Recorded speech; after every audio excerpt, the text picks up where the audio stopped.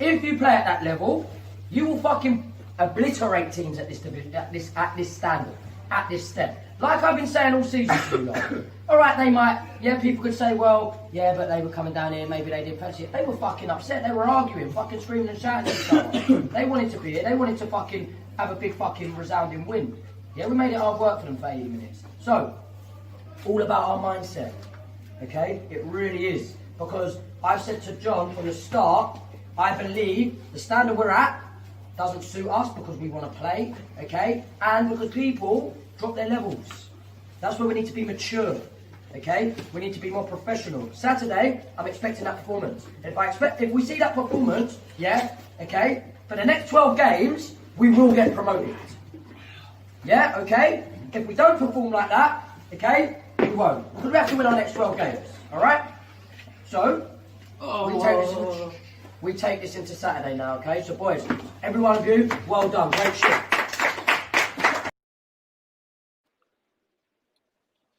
Liam and Joe, how are you guys doing?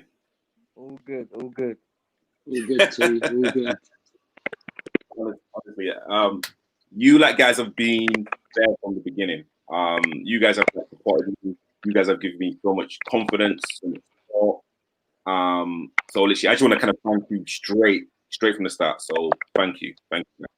All love. Cool, great stuff. So before we begin, let's talk about Croydon FC. Anyone out there doesn't know you guys, please talk about your role and also Croydon FC. Go on, after you, John. The Croydon, it's my hometown. You know, where I was born and bred. For me, one of the biggest non-league clubs in the whole of in London, and played for them. Been there, watched them many a time. Played every level for Croydon, youth team, Sunday team, first team. Managed Sunday team, assistant manager of the first team. So Croydon has got a deep place in my heart. You know many of people that have come through the ranks. You know, it's a family club to me. It's part of me, as I could say in football terms. It's part of me. So yeah, Croydon. What can I say? Croydon. Everyone badmouths Croydon, but we love Croydon.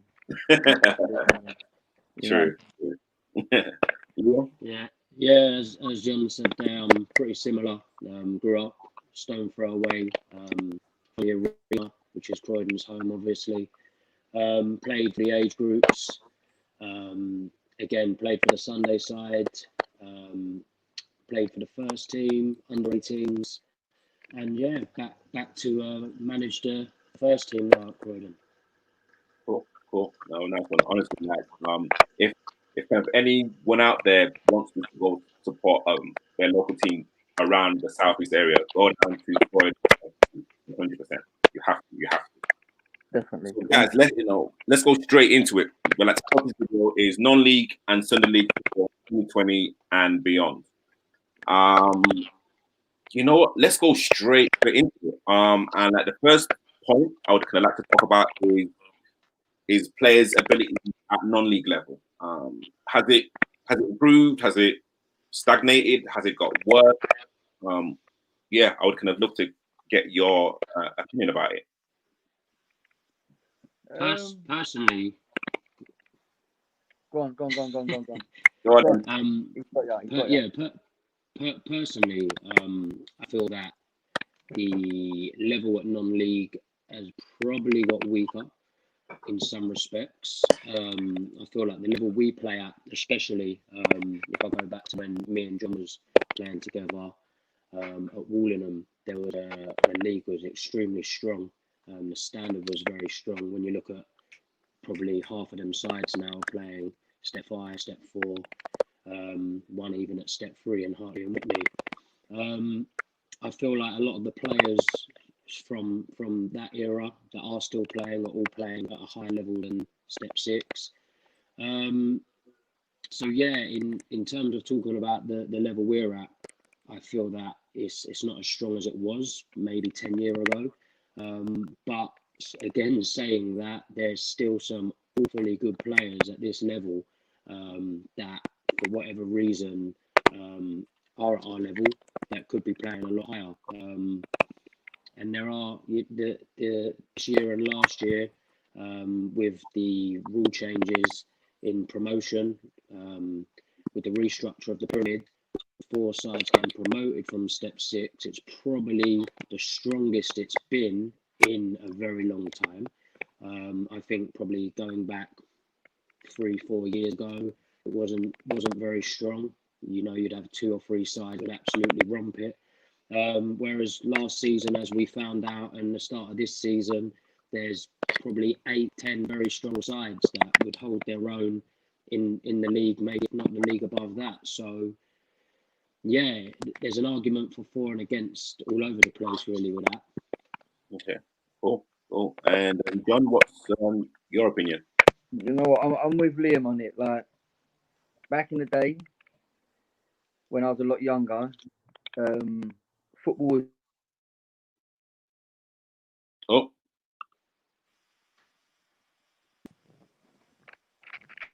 yeah. yeah, I got you that. Call coming through. Yeah, back in the day, it was more you had a harder mentality. The players were more physical. The only way I can sort of describe football, it was like a mix of like Vinnie Jones with Dennis Bergkamp, and now it's just your Cristiano Ronaldo type of players where they just want to do skill, and that's the transition for me. Back in the day, you had to have everything. You had to be hard. You had to be able to header the ball, tackle. Now it's all about on a 3G, 4G pitch, you know, and how good you can look. You know, the pink boots, the yellow boots, and you know, for me, it's got weaker physically and mentally. You know, everyone wants to be a superstar straight away. That's my opinion. But whereas back in the day, you was told, you know, lace your boots up, go out there and do your job. Now everyone's sort of worrying about how they look before you know, the socks have got to be above the knee. Now Cristiano Ronaldo's rolling the shorts up, getting the fire out. Like, that's not football to me. That's my language. That's Ponzi. You know, as a fullback myself, Liam will tell you as a centre midfielder, as soon as we used to see a play like that, we'd have a little glance at each other and go, he's getting sandwiched. Because we can't be having that. Don't get me wrong, you can have ability, and sometimes we do. We got run ragged, but now football's more about appearance and how many step overs you can do in a game. And back in the day, it was all about the 3 points, no matter how you got them. By hook or by crook, it was 3 points. You know, so that's how it's changed for me. Do you think referees nowadays protect players more? 100%. 100%. You're not allowed to tap mate on the shoulder no more. You tap him on the shoulder, he rolls on the floor, he's getting a free kick. The good old 50-50 is gone. It's gone.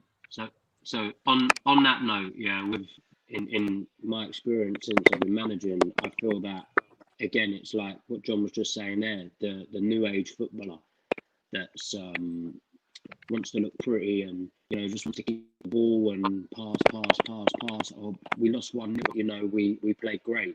At under 12s, you know, in kids football, 100% that's the right way. But when there's points on offer and, you know, results are important, ultimately people can, you know, lose their jobs, etc. You know, sometimes you just have to win ugly. And I think when you look at officials, you're looking at, you know, the older generation, the ones that have been around longer, seem to let the odd tackles go, whereas, you know, the newer referees are watching what they're seeing on the telly.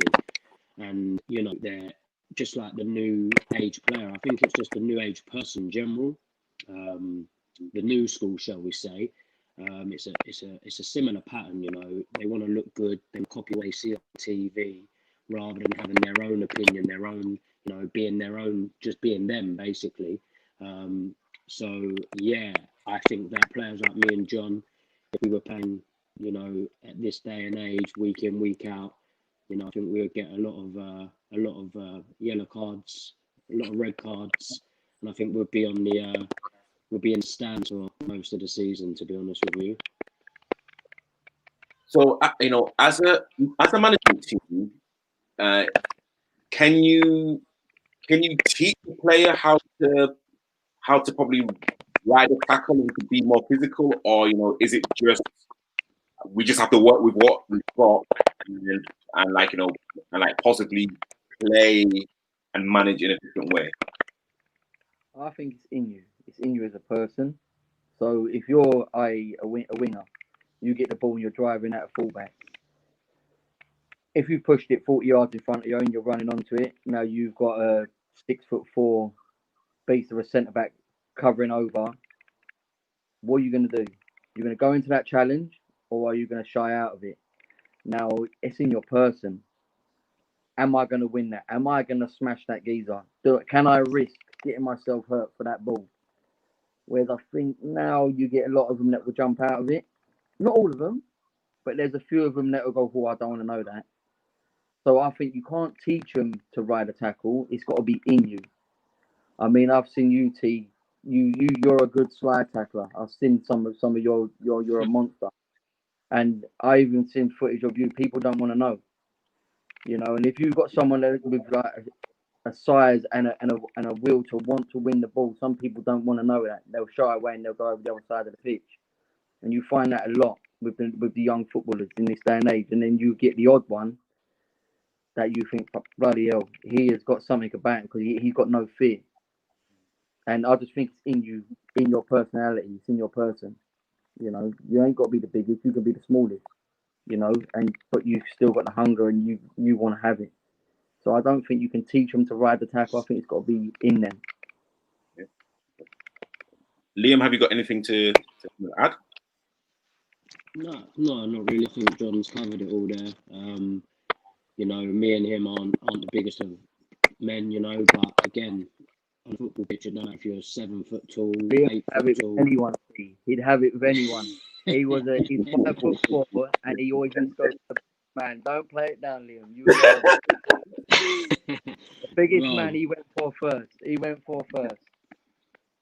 So Brian, on that, it's a case of you have to win your battles. I was taught win your personal battles, right? And I think again, this day and age, a prime example, we've got a team in our league, Kennington. They do everything. They're very, very old school, very, very well drilled. They're strong in the tackle. They fight for each other. They're unbeaten. They're smashing teams. They're running away with the league. In terms of what they're doing. Me and John had this discussion earlier today.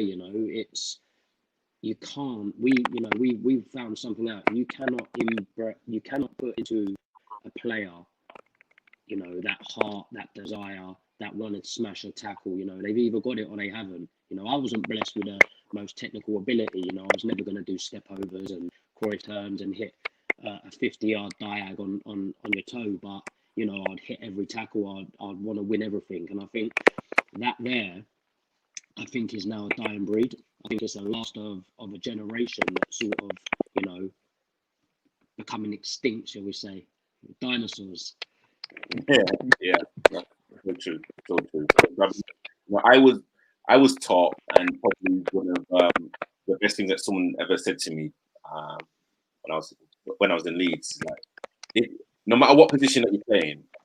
So I could have started off surprisingly enough, as a left winger, and my coach always said to me, "Your job is to get the right back substituted. That's your job. Do it in any way possible. If it's a tackle, if it's being aggressive, if it's beating him, on the turn, if it's literally your job is to get their right back substituted or for opposition to literally change their formation because you are doing so much damage." And I've taken back now playing centre back. Same thing. My job is to make sure that the opposition striker is substituted by all means necessary. And that's playing slightly nasty, slightly dirty. Yeah. And just making sure that I'm a damn nuisance. And I think that essence, especially defending, it's kind of gone out the window. And again, that's we could probably even talk about that even more, but I've seen it. The kind of art of doing nasty defending and like defending your goal by all means necessary has kind of gone out the window, and that kind of frustrates me. It has, 100%. I mean, I was taught the same as you. No matter if you get in the striker's ear, you tell him some things that he's not going to want to listen to. But as soon as you've got him with your attention, he's not playing football. He just wants you. Yeah. And you've done your job as a defender. If they've got a striker, he's scoring 20, 30 goals a season, but you've got him in your ear, you're having it back and forward, every now and again, stepping on his toes, pulling his shorts, pinching his armpits, stuff like that. He's not playing football. You've taken his game away. Now, we'll go back to Kennington. Like I said to Liam the other week, they had a centre-half that was mopping up everything. He had a bandage on his hand. First thing I said is, Liam, collar our centre-half and tell him to be horrible. He's got a bad hand. Go and hurt his hand. It's not nice. But he was mopping everything up. Now, how can I stop him mopping up? I can't physically go on the pitch. I've now got to take him away. In certain circumstances, people say that's not a way of playing football. But I'm old school. Now, you win by all means necessary. Now, I'm not telling him to turn around and headbutt matey, punch him, get him on the floor and have a fight with him. Just be a bit cute. There's times in football where you can be a bit cute. And if he turns around and they're about to jump for that ball and he squeezed matey's hand, matey's got a bad hand, matey's not going to be like, he might retaliate to Andy. He might go down to 10 men. Or he might think, I'm not going to go in for that challenge again. It's little things that being cute and being around the era that I was, these were the little things that won you games. Whether it's the first way, right, as a defender, they got a fast striker. First thing you do is wipe him out first minute. You hurt him. It's don't have to some people it's going to sound horrible, but all three of you, that's the game.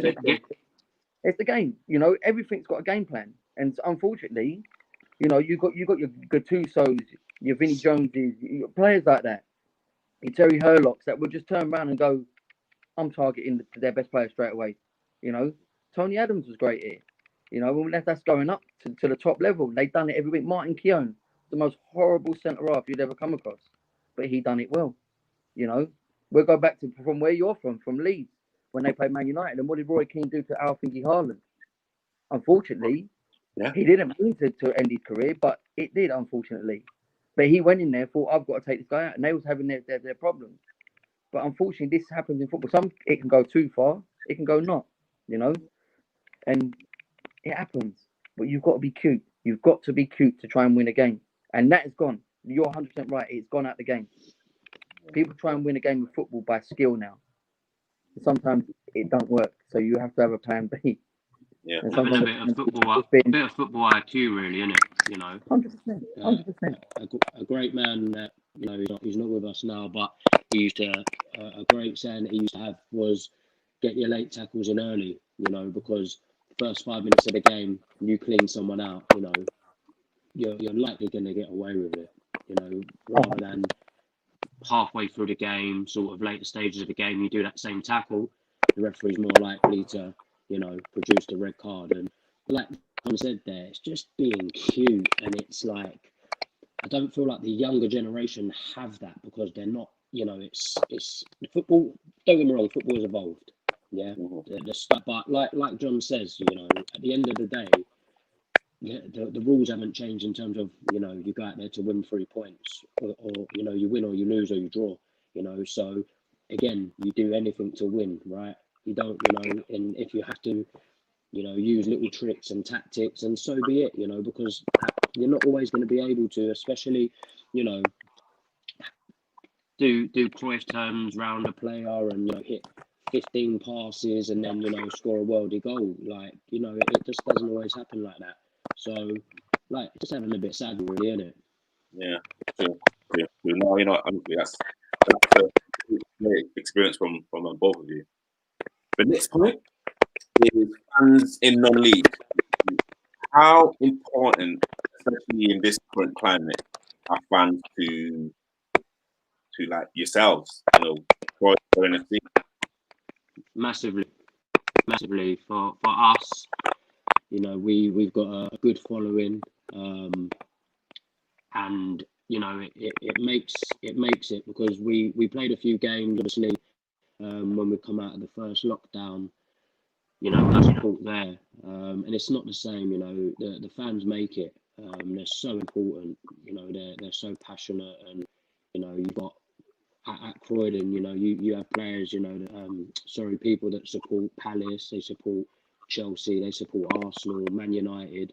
We actually have people who support Croydon FC. You know, they've got Croydon FC replica tops. They travel home and away, sing songs, you know, for the players especially. They're so important.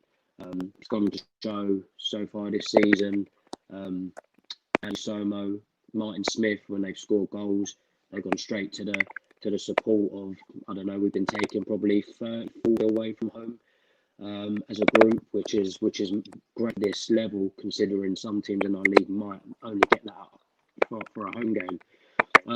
You know, and they celebrate with them, and it means a lot. I think it's the right thing. If football should stop, if fans can't come in at our level, not just obviously that the other side of it is obviously the revenue. At our level, obviously we've got to pay for a lot of things in terms of obviously your officials. Obviously for us as a club, we have to pay for our pitch and our ground. Obviously, it's council owned at the arena. Now we've moved to the national sports, again, which is the same sort of setup. So on a match day, it's probably costing, you know, talking out loud here, 500-600 quid just to get a game on. So having no income from the fans, you know, either buying a ticket, buying a program, buying a drink in a bar, buying a burger, you know, without that revenue, the club just wouldn't survive. So for me, they are vital to our football club. And like John, I mean, He's right. Even playing back in the day, like Dorking and Croydon, you'd have we'd be lucky to have 10 fans at home games. So I used to love playing away. We used to go away to like Chertsey, to like North Greenford, and you know, teams like that. And they used to have the big crowd. This was in the combined counties at the time, and they were like the big teams that would have the big crowds. And I used to get abused, you know, literally playing left back, have a good winger. If I smash mate in the first minute, you probably got like 200, 300, 400 fans at this ground, and then all of a sudden, the first 5 minutes, you're getting it ginger this, ginger that, and you know, as you can see from footage of me, I was quite a hothead, so I'd instantly bite back, and sometimes it went for me, sometimes it went against me, and it absolutely swallowed me up. But it's all part of it because it makes you think, if I made it in the pro game, I'm going to have 80,000 of them screaming at me and telling me all sorts of things I don't want to hear. So it makes football, you know, and like now going into especially like being on the management side in the Kent League, like you've got your Sheppies, you've got your Tunbridge Wells, you've got your Rustalls, Kenneton, like the other week when we played them, I was getting it non-stop about my beard. They were singing songs in the stand about me, and me and Liam were looking at each other, and he's like, "You are getting it," and I'm like, "I'm not even turning around." You just And they were don't singing, engage. the stuff that they were singing, I can't even repeat some of it. But and that's me as a manager. You see what I'm saying? So if for the players, it goes two ways.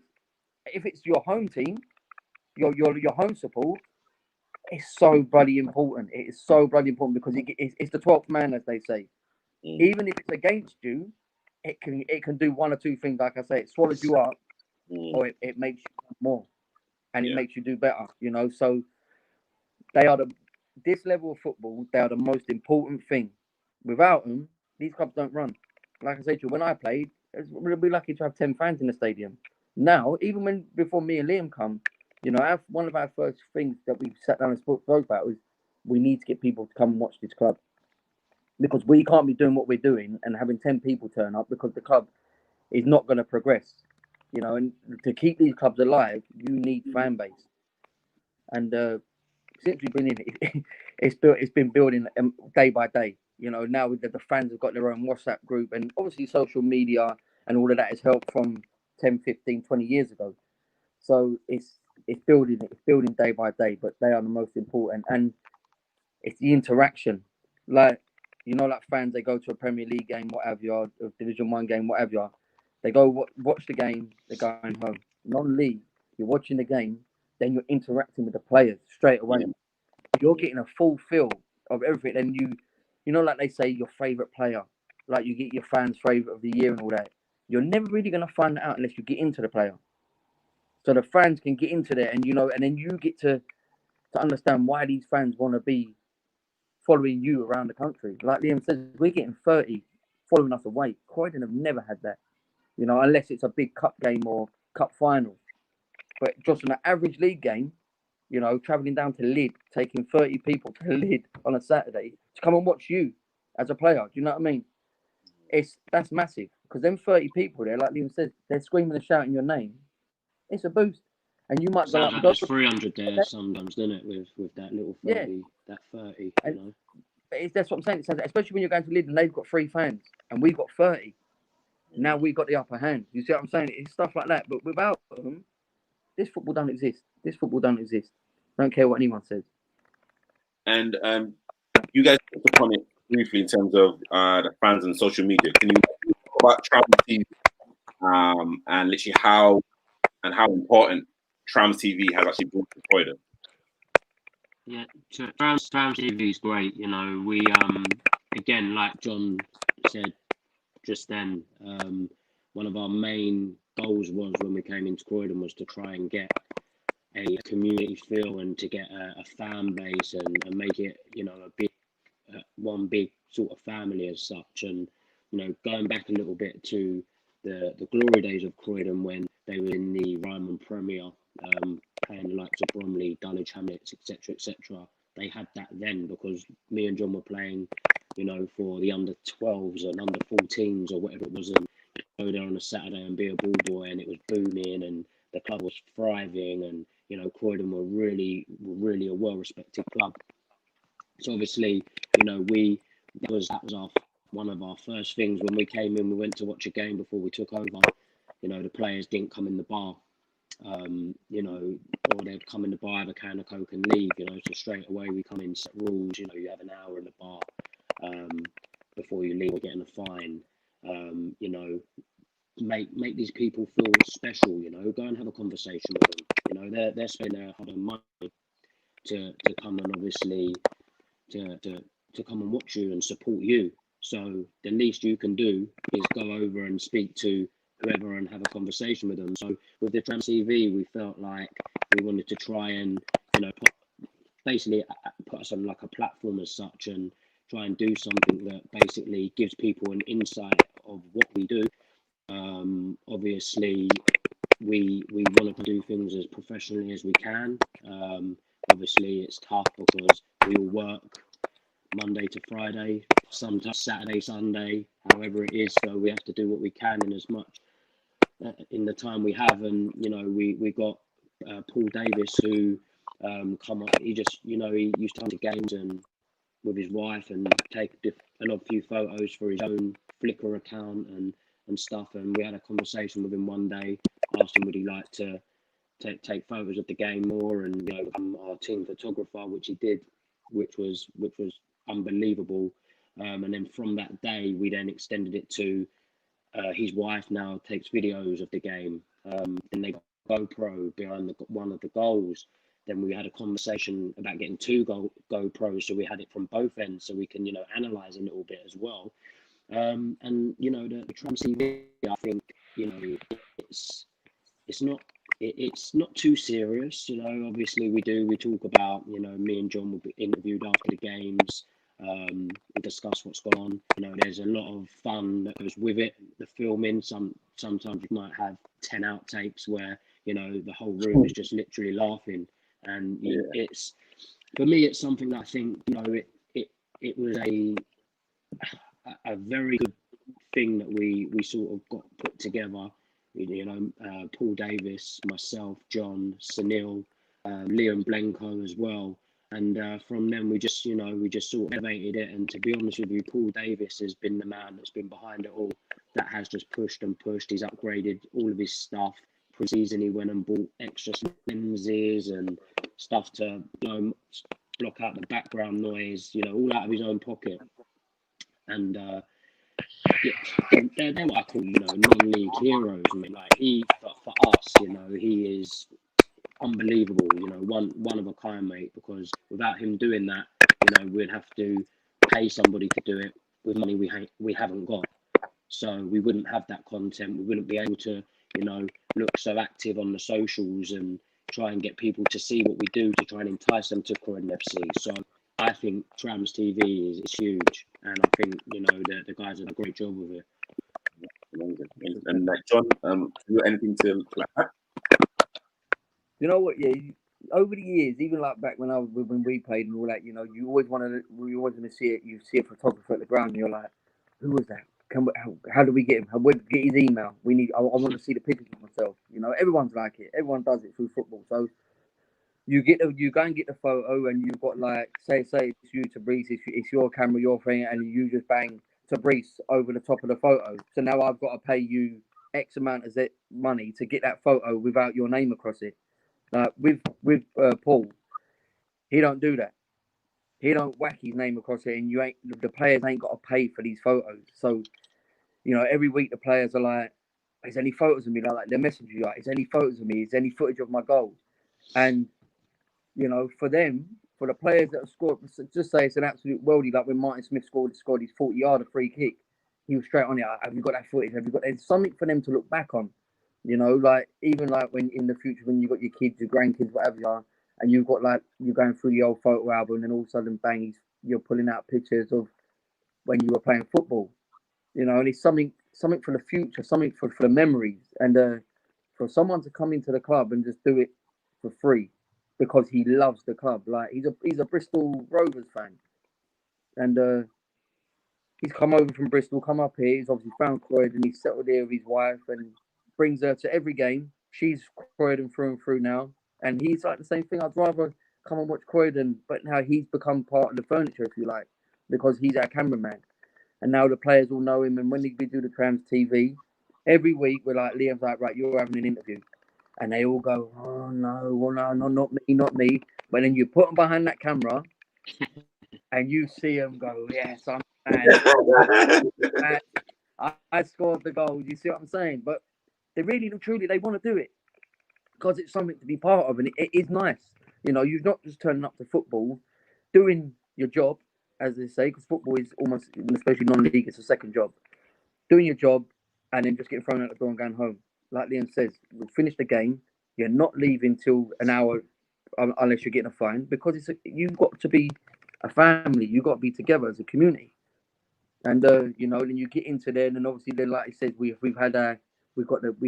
got a reel where we've got all the bloopers throughout the year, and we come in the presentation year. You're playing them all throughout the season, mate. You can't beat it. And it's important. It's so important because even when you have a clubhouse, you know yourself, T. You walk around these clubhouses and you see like the photos all from out the years posted all around the clubhouse. Without these people, you can't have that in your clubhouse. You're going into a clubhouse that's like a little shack with just one little picture on the wall and a clock. You've got no feel for it. There's no history there. So these people, especially Croydon Gas, Paul, he's making history for the club without the club even knowing it. You see what I'm saying? Making all off his own back. memories. Yeah, all off his own back. And he's not turning around again, I've just spent 500 quid on a new camera. You've got to give me the 500 quid. He loves it because he's a natural photographer anyway. He takes photography of everything, And he's even got a load of stickers made up, like like the ultras, like the Crystal Palace ultras, and then you go there's stickers all over, like the Leeds ultras, Liverpool ultra stickers. We've now got the Croydon ultra stickers that are all posted around town. You see what I'm saying? Rather be a tram and a ram. Rather be a tram than a they're posted all around Croydon. You'll go to Croydon on the tram, get off, and all of a sudden, boom, in your face is a Croydon sticker. But at the same time, it's getting people to know that's Croydon Football Club.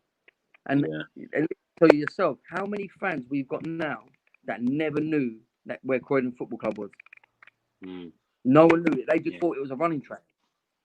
Now they're like, there's a football team in there. Like, I can't even remember. Do you remember, Liam, when we had them fans? They was absolutely wild. I think they come from Scotland and they knew someone, and Yeah, they was, yeah, they was like, one of them lived around the corner from the ground. His mate come down. I think Palace got called off, or whoever got called off, and they didn't know what to do. They was walking and they heard the noise. Literally paid for a ticket, come in and watch the game. Absolutely loved it. Jumped on Trams TV, you know. Had to be censored out a few times because, as you can imagine, you know what I mean. After But they loved it. way too many beers. Way too many beers, but they've got Croydon scarves around them, you know. But bought a bit of merchandise, which helps the club. And it's like, you know, without fans and these people behind the scenes, Trams TV and that, these clubs don't exist. And it is the memories, like Liam said, the memories for the players, the club. You know, it's the history that goes with it that make these clubs. Amazing. Very important people that people don't understand. Because everyone thinks the players are important, but players come and go. Some of the fans stay for life. You know? Facts. Definitely.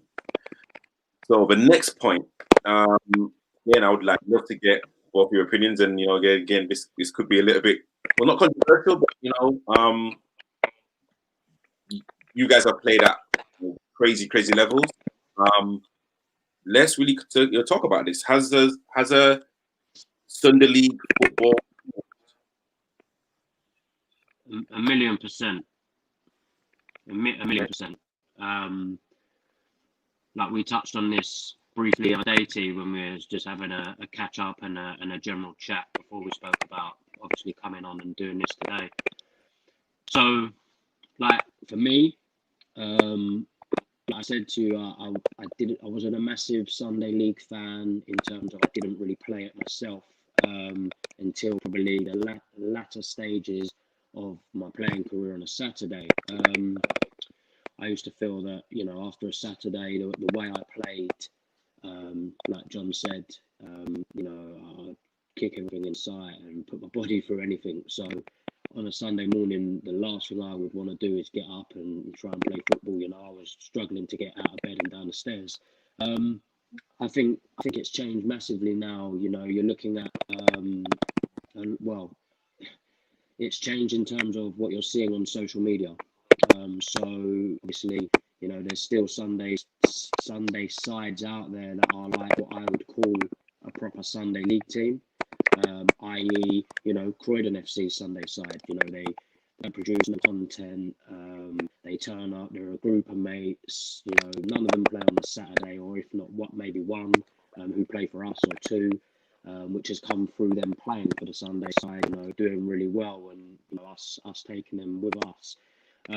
You know, they're what I call a proper Sunday League side. You know, they don't play Saturday football. You know, they for whatever reason they play Sunday League. You know, they don't train, they turn up on a Sunday, you know, and play football. But then you get the other side of it, which is coming, you know, increasingly popular, where you've got, you know, this YouTube football, you know, the likes of SC Dons, who for me, what they've done is incredible, really. You know, and you've got a lot of sides now wanting to emulate them, you know, and a lot of people, we want a bit of that. We want a bit of the SC Dons cake, you know, we want to do it that now. And what I find you're seeing, again, it's just my opinion, is you're getting a lot of players that play on a Saturday now playing Sundays. So, for example, you look in the Orpington League, where SC Dons are, you know, you look at probably 70% of them sides, a lot of them boys are playing either step 3, step 4, step 5, or even step 6 football on Saturday, you know. So for me, that's not what I call a Sunday League team. You know, it's they play on a Sunday, but they're all Saturday footballers. You know, maybe one or two aren't. But again, that's for me. You never used to get that back in the day. You might have got the odd one team that would have some Saturday players, but you know, Sunday League was Sunday League. You know, I did play it a few times. Like I say, I wasn't a massive fan of it because my body wouldn't allow me to do it. But you know, like even when I played with John, I'd turn up on a Sunday a couple of years back, you know, play a game, and it was a proper Sunday League game. Now, you know, it's the levels have changed, it's different, and yeah, I feel it's changed massively. And John, what's your opinion about Sunday League? right, being in Sunday League, yeah, I played Sunday League for a good 8, 7, 8 years, and then went in to manage it. So from the beginning, the reason we started Croydon Sunday, the Sunday team, was literally we was all different ages, but all from the same school and friends from, I'm going back 30 years ago, like from the age of like 3, 4. That's how it started. So we all wanted to do it. So some have never played for a football team in their life. Some had played at good levels of football, and some were just good at football. We said, let's get a football team together. And at the time, David Gill, whose dad was the chairman of the Croydon First team and the manager, he run the Sunday team. So he managed it, and we was just all friends. And it went on, and you're just playing for a bit of fun. Then all of a sudden, you get into a cup final, you win that, you get promoted through the league, and it's like, this is fun. And a couple of the old boys, as they get to their 30 or having kids or whatever, they move on. Then we luckily for us, we was always getting players that we went to school with or we grew up with. So that was it for us. It was just a friends thing, but we started getting good. And then it started to the point where you're getting to the top leagues of the Croydon Municipal, and you can't just go through it with carrying players without sounding too horrible. You know, you've got someone that's got ability, someone's not, and that's not being horrible. That's just the way it is. So then you start getting in a couple other players. You know, your man, you start getting a bit better. The better you get, it starts getting more competitive.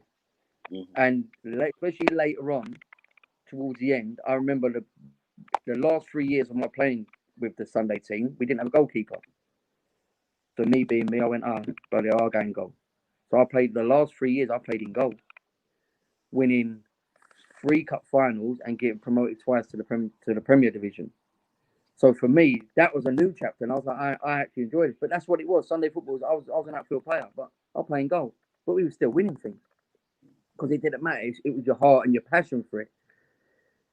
Then obviously I went into the managing side of it, and this is where it changed because we had a player called Darren Williams. Now he was a few years older than us.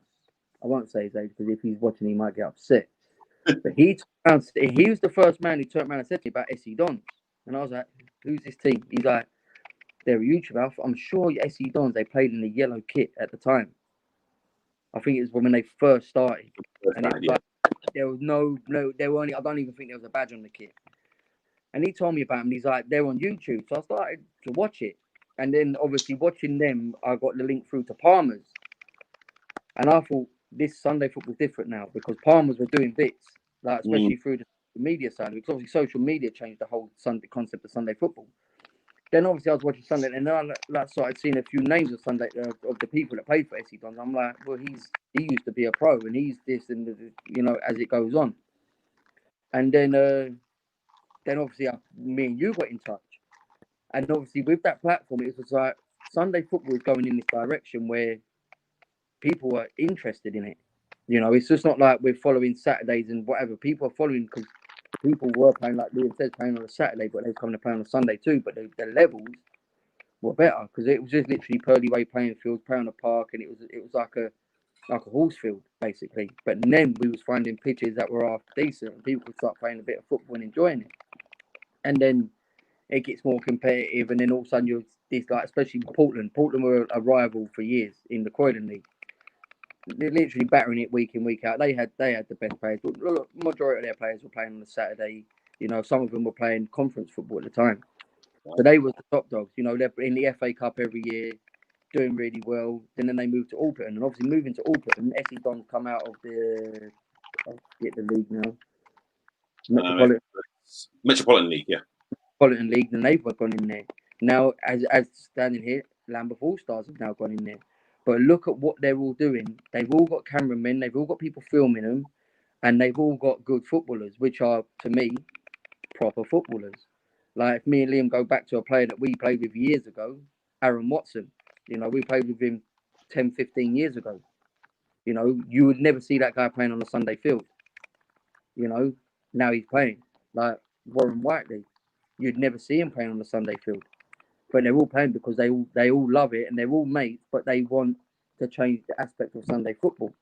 Now, with Sunday football, for me, football don't exist without Sunday football because that's what we all played as kids. So Sunday football's there. Like Liam said, some people can't progress, so they always want to play football. So that's why Sunday football was Sunday football. It was the people that couldn't really make it and just started friends teams. But now there's a whole new generation of Sunday football, and like you see SE Dons, and they are, I wouldn't say massively global, but they are global. You got people in other countries sending video messages, we're buying SE Don shirts. You'd never ever see that on a Sunday in a million years. Now it's happened. So 10 years from now, what is Sunday football going to be like? We don't know. But it's going to evolve. And will it evolve to the point where, you know, it becomes competitive to a Saturday, like the low levels of Saturday? Does it become competitive like that, where they have to start making more leagues, more cups, and maybe people might pump money into it? You don't know. But it has changed from day dot when I first started in, well, you're probably going 2000, 2005. Yeah. When I first started playing, Yeah. to now. So in that time, it's a new world. And like Liam said, it's full of Saturday footballers. You get the odd team that ain't, but The best Yeah, teams have got the Saturday footballers. the teams that are winning everything have got the Saturday footballers. The teams that have the passion and just want to get together as mates and then maybe go down the pub afterwards, they're always going to exist. And sometimes they'll be the underdog and they will upset the apple cart because it happens, you know. But the mix of it is what I think is good, because don't get me wrong, it's gonna the ones that ain't as great ain't always gonna win something. Mhm. But in the Croydon League and whatever, they make the cups for, like, so if you enter a cup, you can't be a Premier Division team. You've got to be this and below. So it gives other people chances to have a day out, as they say. Yeah. But the big boys are always going to be competing, like your SC Dons, your Kenningwells, your Portlands, your Lambeth All Stars. But below them, you've got like your Bickleys and your Lullingstones and your Santos, your Sahas, your Croydons. That, if they wanted to push themselves and find these players, they would be on that next stage. But it's getting to that next stage. You see what I'm saying? Mm. Mm. It's evolving. Like, if I go to the Croydon League, Saha's only been around for two years, maybe 3 years. Yeah. And in that time, look how much they've progressed. Now they're a team that you see on Twitter. You see yourself. What's that other channel? Your Fresh TV and channels like that. They're talking about Saha, but Saha are good. But do they deserve to be in that bracket? Yes, because they're working hard. They're working hard, and they're putting the what now in Sunday football is you're putting the work in, and you're getting yourself out there, and you're challenging. You're not afraid to challenge these teams, whereas you wouldn't get like a Boz Jam that go, we're gonna play Portland, SE Dons, Kenningwell, Saha. You see Lambeth All Stars all pre-season. It won't happen. You've got to have that hunger, and you've got to be willing to take the loss to go higher. But the levels have changed. It's changed massively. Sunday football ain't like Liam said. It ain't Sunday football that we knew, because Sunday football was a team of friends that were just in it for fun. Now you're in it to be the best. Yeah. So, And it's a bit of a different. I mean, I'm actually glad what you said before. Sunday league football. And mates just to come and just have a bit of fun. And I think some people will see the levels of Sunday league football and be so intimidated by it that they don't want to get involved, and you literally lose those type of people, those that just love the game but just may not have the ability because they're so just scared of everything that's been going on. And 100%. How intimidating is it to turn up? Like, let's just put a team out there now. Let's just say, let's just use I don't know, like a Sarnestead, right? Yeah. You got Sarnestead now. I'm going back a year or 2 years ago. They were playing in, I think, the Division 1 of the Combined Counties. They're turning up on a Sunday and they're playing SE Dons with 500 fans there. First thing you're thinking is, shit. That's intimidating enough. But then you're seeing who they have on that field, you know, and then you got people like Big G, Ryan Palmer's, Dolby's, and you know, people like that, and you're like Monts, and you're like, these are proper footballers. And then when you actually go home, and you're like, who does that geezer play for? And you're like, well, this geezer plays for there. He plays at that level, you know. I'm just a painter and decorator that likes to play football on a Sunday. Yeah. And the next time you come to play him, you're like, oh, mate, I don't think I want to turn up because we're going to get battered 8-0 again. It's intimidating. It's hard for these so-called smaller teams in Sunday, D, because, like you say, it's intimidating and you can't compete. You can't compete. I'm sorry, but anyone says you can't compete because these guys are playing in the Ryman, they're playing in the conference. You know, let's have it. Ryan Gondo, you know, he's on the verge of going back pro. You know, I know you come on a Sunday pitch and, like I said, it's a horse field and all that, but the ability's there. Yeah. You know, it's hard. On that note, like, so like putting a spanner in the works there, as we say. So you see what you said there, T, about people feeling maybe intimidated to play Sunday football. You know, they might love football. You know, kids say coming out of playing in the Tandridge Youth League, let's just say, yeah, they're 16, 17 years of age. They're not going to progress through to their under 18s, or they're not going to progress through to playing Saturday football, and they want to play Sunday football. I feel that maybe something could be done where, you know, people highlight the lower leagues of Sunday football. So everybody's all wanting to film all the stuff at the top end, you know, of you know, the SC Dons, the Portlands, the Lambeths, and all that. But you know, what about the third division of the municipal? You know, that is still where these players can go and play, and you know, not be intimidated. And I feel that that's something that's maybe missing. That, you know, for people that would feel intimidated, they're only seeing the, you know, the top end stuff. They're not seeing the, you know, I don't even really know the teams in the leagues, but just, you know, two sides in Division 3, you know, the game being filmed, you know, they'd watch that and they wouldn't feel intimidated. Do you know what I mean? So maybe that needs to happen. Maybe, you know, like these, like yourself, I know you've obviously filmed loads of different teams too, but some of these other content creators maybe go down to the lower levels to show people, you know, that there is opportunities and there is, you know, a way in of Sunday football without them thinking, oh fuck, I'm not going to be able to play because it's too good of a standard, you know, because like we said before, looking at SC Dons, looking at Portland, Lambeth, you know, like John mentioned, Aaron Watson, I will still say to this day is the best player, attacking player that I've ever played with. You know, back in 10 years ago, back in, you know, 2012, 2010, he was insane then, you know, doing things. He came to us on dual registration, so he was playing somewhere in Sussex at the time, and he come and played for us, and he just played in our midweek games, and he finished top goal scorer by just playing in the midweek. So he was at a disadvantage half the games, and he still was top goal scorer. So, you know, you've got players like him playing on a Sunday. You know, let's have it right. It ain't fair, is it?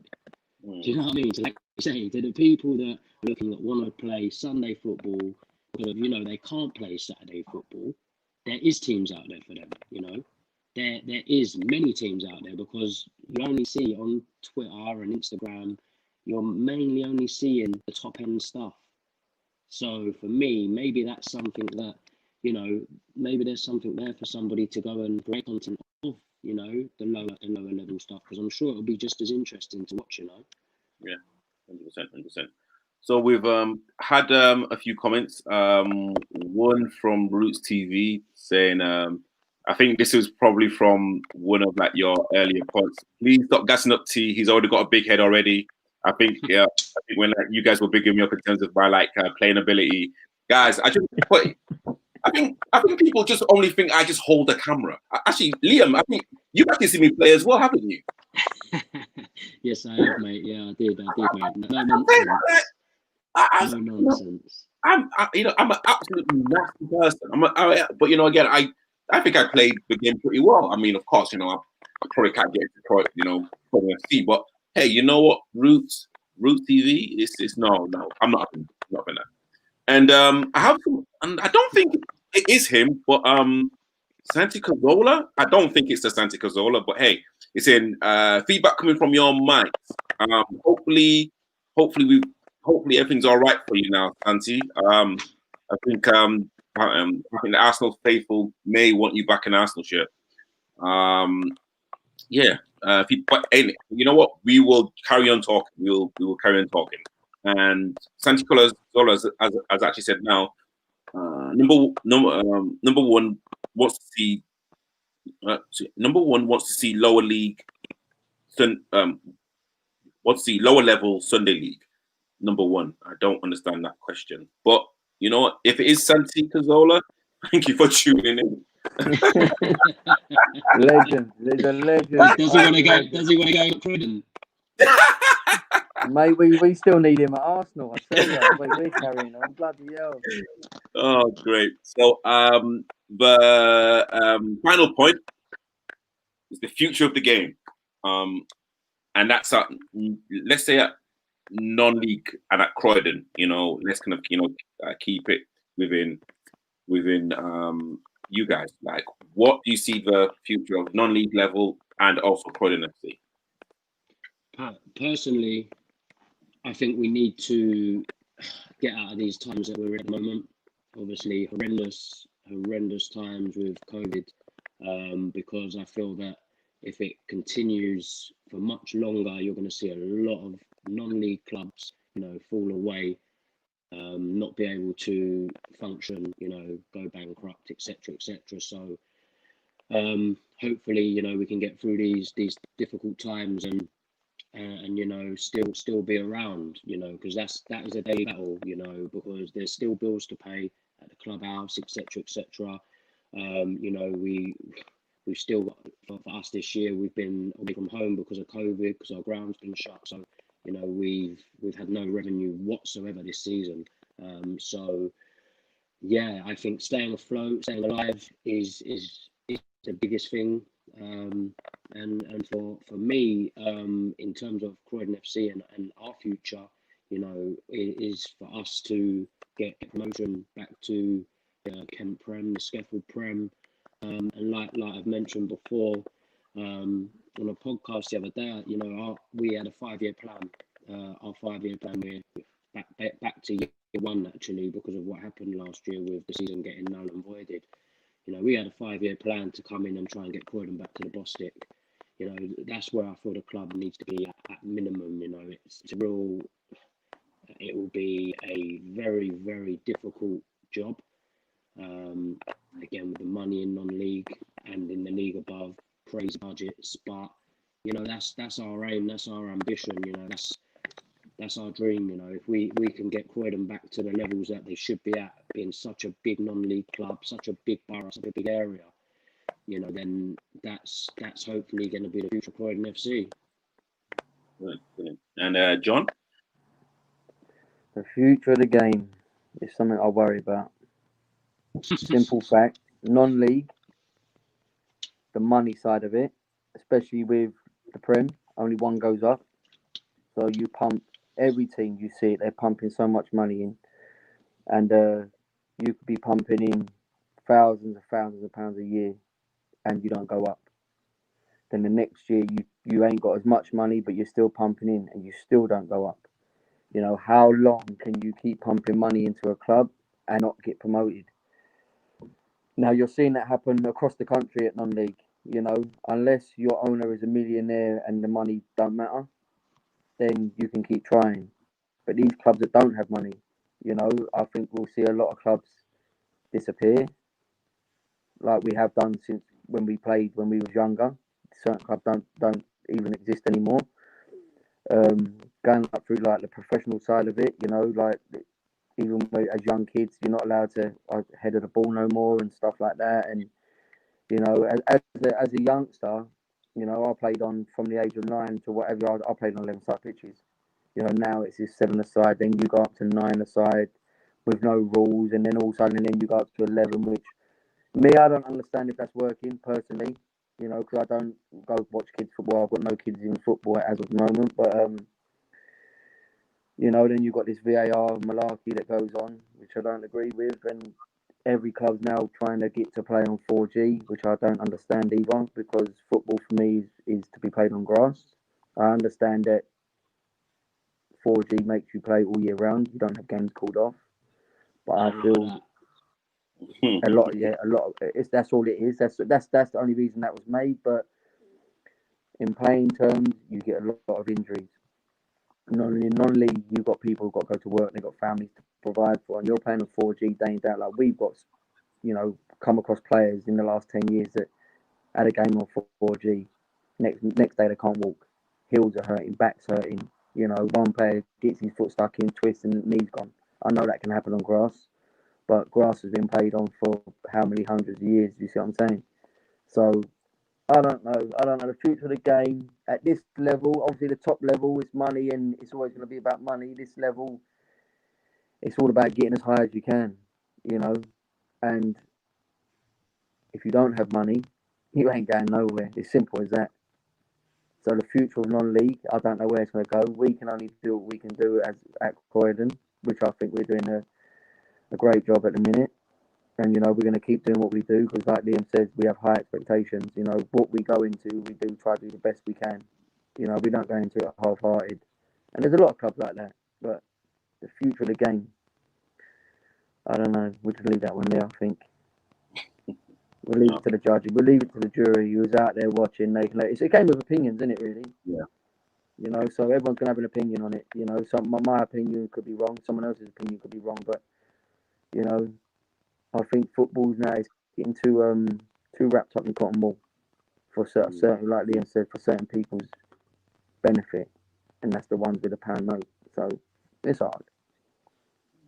Cool, guys. Honestly, thank you so much for joining me. Before we leave, can you please give everyone out there any social media PLs, handles? Again, repeat where like you guys play and approximately what time you kick off. I'll leave that to John.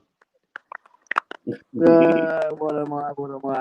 Glad the Gaffer on Twitter. Instagram. Nah, we forget that. That's too personal. That's just a family thing. Glad the Gaffer at Twitter. You know, you can always find me and Liam at Croydon FC Twitter. You know, we're always active on there doing our interviews and speeches and whatever you are. So yeah, Croydon FC on the Twitter as well. And yeah, man, just get behind the club. What's Croydon Instagram, John? Croydon FC. Just Croydon FC, yeah. Croydon FC, yeah. Croydon FC on the Twitter. Croydon FC on the Instagram. Glad the Gaffer. If you want to terrorise me on Twitter, I don't mind. And say stuff about his beard to all them Kennington fans that might have tuned in. Also, obviously, we've relocated our home ground. When God forbid we get to play there this season. Our league's been suspended till the 26th of December currently due to Kent being Tier 3. So once we do get back up and running, keep an eye out on the Twitter and the social and the Insta. We are at the National Sports Centre now, which is a massive historic venue. Held the first FA Cup final, plenty of FA Cup finals. England have played there. You know, it's a bit old, but it's full of history, and it's a great venue to come and watch non-league football. A capacity of 15,500. So I think I might be right in saying that we currently have the biggest allocation in the non-league pyramid, I think. So that's always something as well. So 1:45 kickoffs currently. So yeah, hopefully we can see some of you there. Again, thank you so much for kind of jumping on this live, and again, exactly what I said before, right at the start, thank you for believing in me and supporting me as well. It's an honor. And again, like John, we kind of had our conversation right at the beginning, and I knew he was a player the moment I saw those Predator boots. I knew straight off. So you know, again, thank you, and again, Liam as well. Thank you for all of your kind words, your like, you know, support as well. It honestly means a lot. It really does mean a lot. Well, thank you. Cool, man. Keep Been a up the pleasure. hard Been work, a mate. pleasure. So, guys, please go and check out Pod NFT. Also, go check out Trams TV as well on YouTube. You will get all of the like details there. Managing to breathe. We have Liam in the middle. We have John on the end. Thank you, everyone, for getting involved. Absolutely. Peace.